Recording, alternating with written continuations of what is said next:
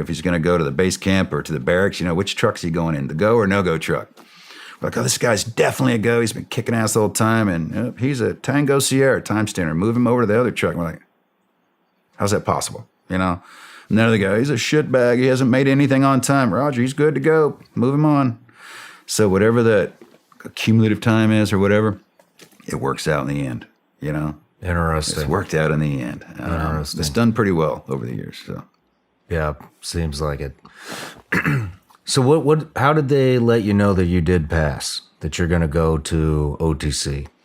You sit in front of a board of all the sergeant majors, all the commanders, all the shrinks, unit commander, unit sergeant major, and then whoever else wants to sit in the room to stare at you. And you're in one chair in front of them on a little stage. They just go around the room and grill you and ask you questions. Just, well, what's it like to be an NCO? Or you go on a mission and it's a no-fail mission and you got a 6-man team and, on the way in, one guy freaks out and, what do you do? Some guys like, kill him and bury him and continue with the mission. Other guys like, pull the mission, neither of which meet the criteria.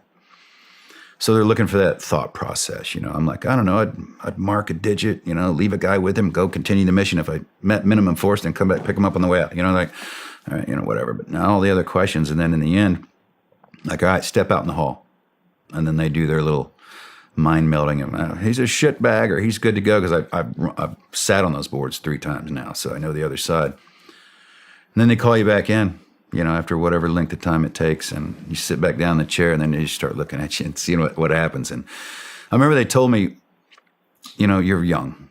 You're very, very young. And I remember some of the guys telling me, going through selection, had gone through it before, hey, don't worry if they don't take you. They'll just tell you to go out and get more maturity or grow up or learn some more stuff, then come back. And I'm like, I'm never coming back this far. I'm never doing this again. This is too hard. I don't want to do it again. And so I was terrified I would have to do it again. And if you make it, they don't make you do it all again, right? You do, a shorter road march and an evaluation still. But I didn't know that at the time. I thought, I'm not repeating this. This is hell on earth. He said, but we think you have what it takes. We think you know what it's like to be a leader and an NCO. I was like, that sounds kind of good, but you're so young. You're one of the youngest we brought in if we bring you in. And I was like, this is it. This is that. And I just started dying inside. How old were you? 23. 23. Yeah. And I just sat there, and then one of them's like, yeah, but we think you have what it takes. So welcome to Delta. And I'm like, huh? What? I'm just sitting there. And one of the sergeant majors jump up. We end up becoming friends down the road. He goes, come on, man, relax now. You said you were 12 Bravo, 12 Bravo 2. I'm like, huh? It's Sergeant Major. It's like, relax, you're in, you made it, at least for now. And I was like, oh my God. Send me back to the barracks. And there's like 5 people left, maybe in the barracks to go through, because I was one of the in guys.